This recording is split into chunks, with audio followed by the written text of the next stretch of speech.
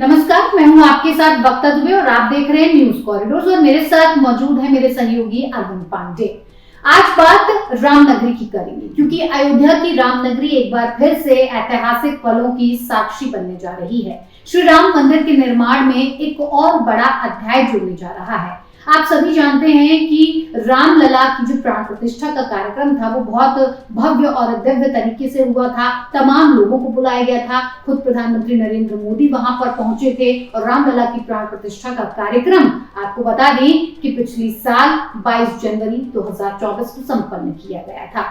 ठीक एक साल बाद हम फिर से देख रहे हैं कि रामनगरी में एक और कार्यक्रम किया जा रहा है और इस बार राम दरबार की प्राण प्रतिष्ठा होने वाली है। यानी कि इस बार राम भगवान राजा राम के तौर पर स्थापित होने वाले हैं और उनके साथ उनके भाई लक्ष्मण, शत्रुघ्न और तमाम लोग, भरत भी साथ मौजूद होंगे। माता सीता भी इस राम दरबार में हमें देखने को मिलेंगी। अब जो एक मंशा है लोगों के अंदर वो भी बहुत ज्यादा बढ़ गई है। अभी तक लोग रामलला के गर्भगृह के दर्शन कर रहे थे, लेकिन अब अगर आप अयोध्या जाने का प्रोग्राम बनाते हैं तो अब आप राम दरबार भी देख पाएंगे। ये जो कार्यक्रम है ये 3 जून यानी कि आज से सुबह 6:30 बजे से शुरू हो चुका है और इसका समापन 5 जून को गंगा दशहरा के अवसर पर होगा। हम अरविंद से समझना चाहेंगे कि किस तरह का ये पूरा कार्यक्रम रहने वाला है, कितना भव्य दिव्य होगा, किस तरह से इस कार्यक्रम को संपन्न किया जाएगा, कौन कौन से लोग वहां पर मौजूद होंगे।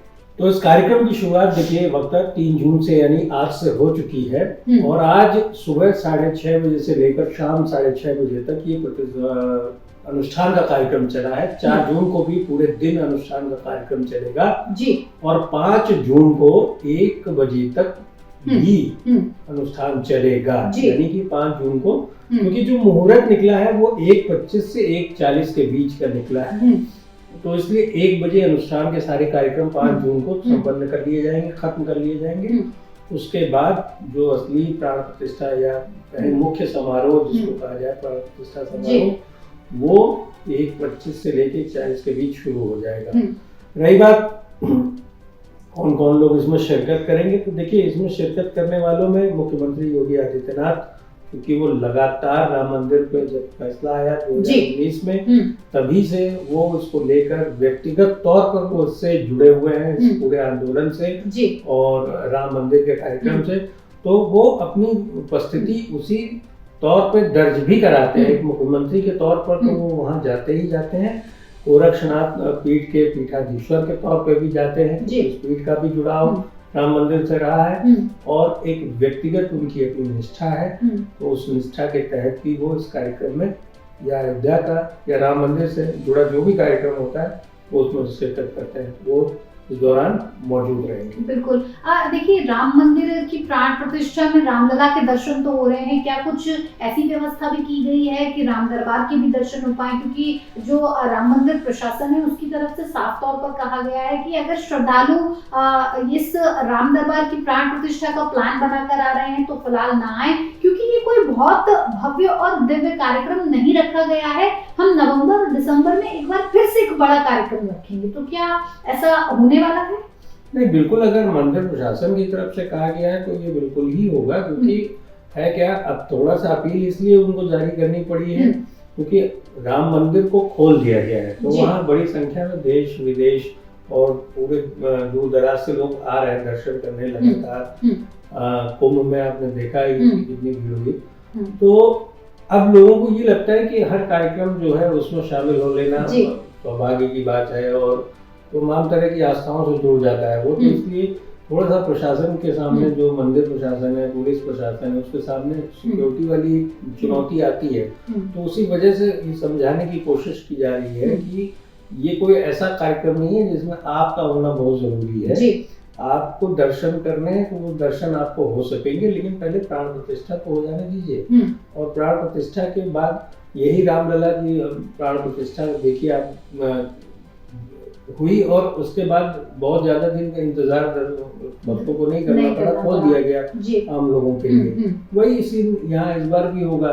प्राण प्रतिष्ठा होने के बाद मंदिर प्रशासन भले कह रहा है कि नवंबर दिसंबर, लेकिन बहुत संभव है कि वो पहले ही, अगर उसकी सुरक्षा, देखिए इसमें है क्या, राम मंदिर को सब लेके सबसे बड़ी चीज है सिक्योरिटी। बिल्कुल। हर चीज को सिक्योरिटी के पॉइंट ऑफ व्यू से देखा जाता है। तो जो ये समय दिया गया वो मैक्सिमम टाइम है, यानी कि अगर बहुत लेट होगा तो नवंबर जाएगा, वरना राम मंदिर में जितनी प्रतिष्ठाएं होनी है वो होके, और हो सकता है 2 महीने के अंदर सिक्योरिटी क्लियरेंस हो जाए तो खोल दिया जाए। बिल्कुल। देखिए ये पहला राम मंदिर होगा जिसकी जो ऊपर शिखर है उसको स्वर्ण से तैयार किया गया है और बहुत ही भव्य तरीके से इसको बनाया गया है, क्योंकि इसके साथ जो सनातन परंपराएं थी, जो आस्थाएं थी, वो बहुत पुराने लंबे वर्षों से इंतजार कर रहे थे लोग, जो अब जाकर संपन्न हुआ है। आपको लगता है कि जिस दिन 5 जून को ये समापन होगा, जब प्राण प्रतिष्ठा का वक्त होगा, तो जो राम मंदिर की अद्भुत छटा होगी, जिस तरह से उसे सजाया संवारा जाएगा, एक देखने लायक वो नजारा होगा। जब हम उसे टेलीविजन पर ही देखेंगे तो कैसा लगेगा? जिस तरह से रामलला के वक्त में एक अद्भुत छटा देखने को मिली थी, ऐसा ही हमें देखने को मिलेगा। नहीं, बिल्कुल। राम मंदिर को देखने वाले लोग, चाहे वो राम भक्त हो, चाहे उस तीर्थ क्षेत्र के ट्रस्ट के लोग हों या फिर सरकार और प्रशासन हो, वो उसको भव्य से भव्यतम बनाने की ही कोशिश में रहते हैं जी। और उन्हें पता है कि यहाँ पर होने वाली कोई भी गतिविधि वो मीडिया की लाइमलाइट में होगा और लोग अपने अपने घरों से बैठकर ये देखते हैं कि जो राम मंदिर में समारोह चल रहा है वो कैसा है, उसकी छटा क्या है, उसकी रंगत क्या है, किस तरीके से उसका आयोजन है। तो वो एक चीज अच्छा होता क्या है, अब आजकल सोशल मीडिया का भी जमाना है, लोग उसको अपने प्रोफाइल पे भी रखना चाहते हैं या अपने फीड में कहिए, चाहे स्टोरी में कहिए, जहाँ उसको लगाते हैं और जबरदस्त तरीके से उसको वायरल करते हैं।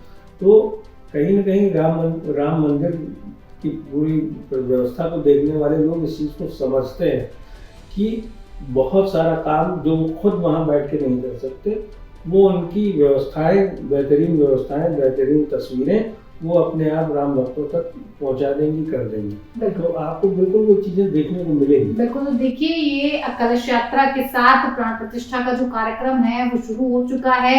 आपको बता दें कि 101 वैदिक आचार्यों के द्वारा इसकी शुरुआत की गई है। अब आगे जैसे जैसे कार्यक्रम आगे बढ़ेगा आपको और चीजें देखने को मिलेंगी। तो आप राम मंदिर, एक चीज और जी जो बतानी बहुत जरूरी है। बिल्कुल। राम दरबार को लेके लोगों को अगर कोई चीज किसी तरह का भ्रम है कि अलग अलग मूर्तियां, तो वो समझने की जरूरत है।